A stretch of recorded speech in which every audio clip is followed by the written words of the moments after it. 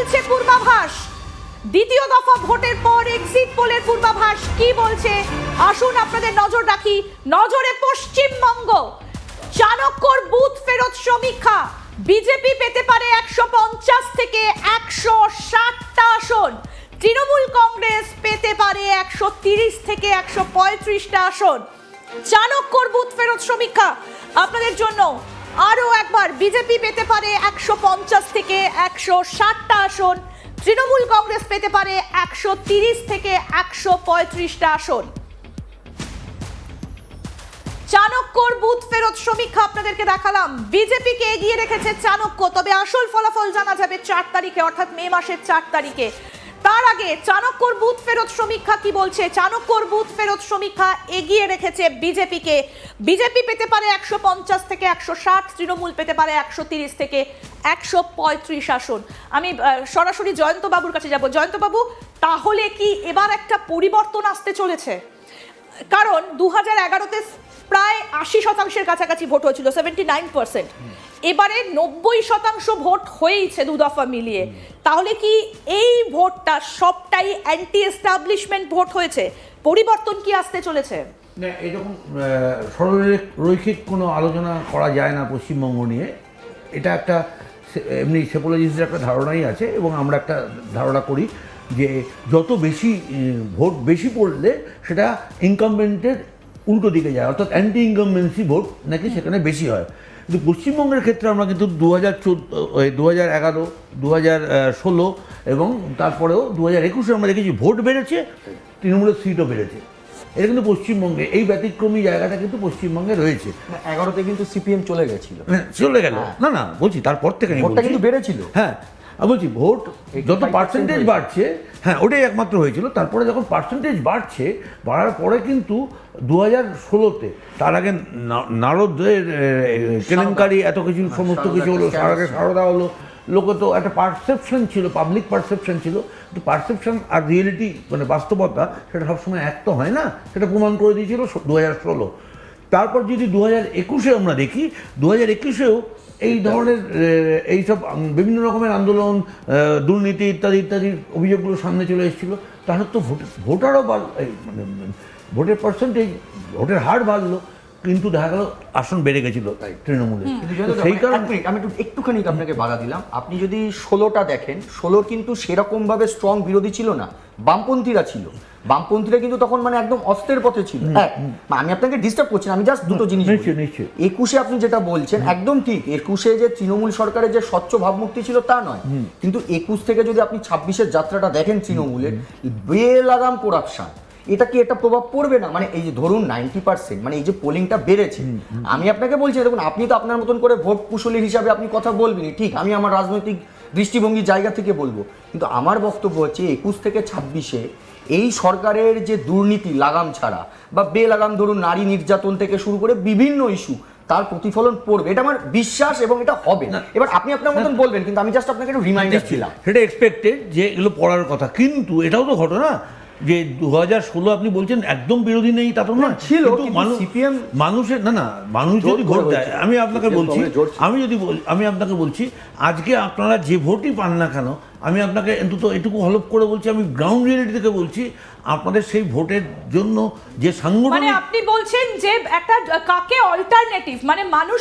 Alternative খোঁজে, সেই BJP সেই অল্টারনেটিভ হয়ে উঠতে পেরেছে কিনা। আমরা আবার আসবো। তবে চাণক্যর বুথ ফেরত সমীক্ষা আমরা দেখালাম, এরপরে মার্টিসের সমীক্ষা কি বলছে, কাকে এগিয়ে রাখছে মার্টিস, আসুন সেদিকে নজর রাখি। বিজেপি মার্টিসের বুথ ফেরত সমীক্ষা বলছে 2026-এ গেরুয়া ঝড়ের ইঙ্গিত দিচ্ছে। মার্টিসের বুথ ফেরত সমীক্ষা 2026-এ গেরুয়া ঝড়ের ইঙ্গিত দিচ্ছে, অর্থাৎ মার্টিসও কিন্তু এগিয়ে রেখেছে বিজেপিকে। 146 থেকে 161টা আসন পেতে পারে বিজেপি।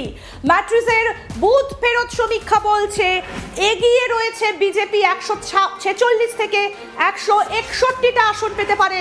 তৃণমূলের আসন কমতে পারে, তৃণমূল পেতে পারে 125 থেকে 140টা আসন। অর্থাৎ আপনাদেরকে বলি, ম্যাট্রিসের বুথ ফেরত সমীক্ষা গেরুয়া ঝড়ের ইঙ্গিত দিচ্ছে, অর্থাৎ পরিবর্তনের ইঙ্গিত দিচ্ছে ম্যাট্রিসের বুথ ফেরত সমীক্ষা, পরিবর্তনের ইঙ্গিত দিচ্ছে। আমরা চাণক্যর বুথ ফেরত সমীক্ষা আপনাদেরকে দেখালাম, চাণক্যর এক্সিট পোল, সেখানেও কিন্তু দেখতে পাচ্ছি গেরুয়া ঝড়ের ইঙ্গিত দিচ্ছে। ম্যাট্রিসের বুথ ফেরত সমীক্ষাও গেরুয়া ঝড়ের ইঙ্গিত দিচ্ছে, অর্থাৎ পরিবর্তন আসতে চলেছে বলেই কিন্তু বুথ ফেরত সমীক্ষা। তবে বারবার আপনাদেরকে বলবো, চূড়ান্ত ফলাফল কিন্তু জানা যাবে 4 মে। তার আগে বুথ ফেরত সমীক্ষা কি বলছে, পূর্বাভাস কি বলছে, আপনাদেরকে সেটাই আমরা তুলে ধরার চেষ্টা করছি। আমি প্রভাত বাবুর কাছে যাব। যেটা কথা হচ্ছিল, জয়ন্তবাবু এবং অভিজিৎ বাবু যেটা বলছেন, একাধিক অভিযোগ যে অ্যান্টি ইনকামবেন্সি রয়েছে, একাধিক অভিযোগ রয়েছে, একাধিক দুর্নীতির অভিযোগ রয়েছে, শিক্ষা থেকে রাসায়ন সবকিছু রয়েছে। তার মধ্যে আরজি করের ঘটনা ঘটে গেছে, সন্দেশখালির ঘটনা ঘটে গেছে। সবটাই কি এবারের এই বুথ ফেরত সমীক্ষা বা এই যে এত মানুষ ভোট দিয়েছে সেটাই কি মানুষকে ভোটমুখী করলো, বুথমুখী করলো? আমার বন্ধু বিজেপি মুখপাত্র বলছিলেন কি আমরা দুর্নীতিগ্রস্ত, আমরা সবথেকে বড় করাপশন পার্টি। কিন্তু আপনি বলুন তো, শুভেন্দু বাবু নামে দাগ নেই, তাপস রায় বাবু নামে দাগ নেই।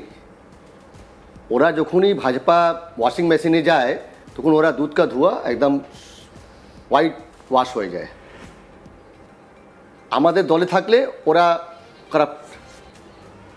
তো এইরকম বললে তো হবে না। আপনি যখন বলবেন তখন সুঝে বুঝে বলবেন। কেন শুভেন্দু অধিকারী এখন আমাদের পার্টিতে নেই, আর তাপসবাবু আমাদের পার্টিতে নেই। আর শুভেন্দুবাবু তো আপনাদের মানে বোধহয় মুখ অফ সিএম, এটা আপনাদের ইন্টারনেট ব্যাপার আছে, ওটা আমি যাচ্ছি না। সেকেন্ডটা হচ্ছে এই যে বলছেন এক্সিট পোল, আপনি একটু পিছনে যান 2001 সালে ম্যাক্সিমাম এক্সিট পোল বলেছিল বামপন্থীরা চলে যাচ্ছে। দাদা ঠিক বলছি তো? কিন্তু 2001 সালে বামপন্থীরা যায়নি। 2006 সালে এরকম হয়েছিল, বামপন্থীরা ম্যাক্সিমাম সিট পেয়েছিল। তো এক্সিট পোল আপনাদেরকে আমরা সম্মান জানাই, এই সমীক্ষাটাকে আমরা সম্মান জানাই, কেন আপনারা তো এত মেহনত করেন। তো আমি এটাকে এক্সিট পোল এক্স্যাক্ট হতে পারে না। এই আপনাকে উদাহরণ দিলাম 2001 সালে, 2006 সালে, দাদা বললেন বিহারে 2015 সালে। তো আমাদের কথা হচ্ছে ঠিক আছে, এটা চলুক, 4 তারিখ অবধি চলবে। এটা যখন দুপুর হবে তখন দুপুরে আমরা জানতে পারবো এক্স্যাক্টটা কি, নট এক্সিট। তো এই হলো ব্যাপার। আমি ছোট্ট করে আমি জয়ন্তবাবুর সাথে একটু কথা বলি, তখন ছোট্ট একটা উত্তর দিয়ে দিই।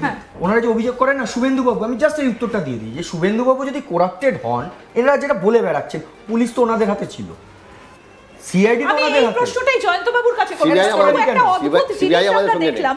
ED আমাদের সঙ্গে নেই। করেছে তো, আমি এই প্রশ্নটাই করব, পুলিশ প্রশাসনের প্রশ্নটাই করব। একটাও রেড হচ্ছে না। আমরা এতদিন ধরে দেখতাম যে বিজেপি অভিযোগ করেছে প্রথম দফার ভোটের আগে পর্যন্ত বা নির্বাচনী আচরণবিধি লাগু হওয়ার আগে পর্যন্ত পুলিশ নাকি তৃণমূল কংগ্রেসের হয়ে কাজ করে।